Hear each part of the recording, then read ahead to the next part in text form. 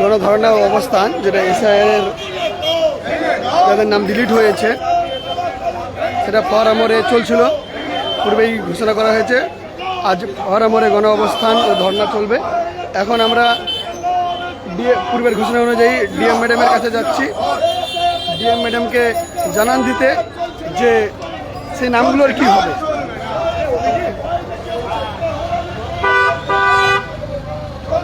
মিছিল চলছে।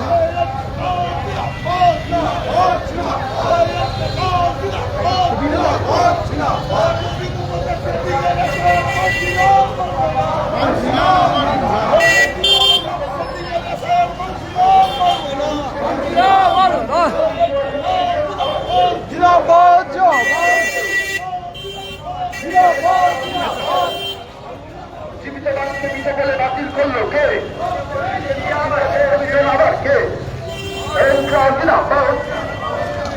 নামে মানুষকে হয়রানি কেন? বিজেপি তৃণমূল নির্বাচন কমিশন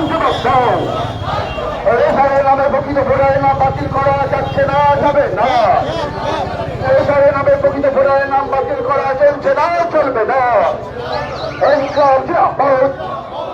বিজেপি তৃণমূল নির্বাচন কমিশনের চক্রান্ত ব্যর্থ করো। বিজেপি তৃণমূল নির্বাচন কমিশনের চক্রান্ত ব্যর্থ করো।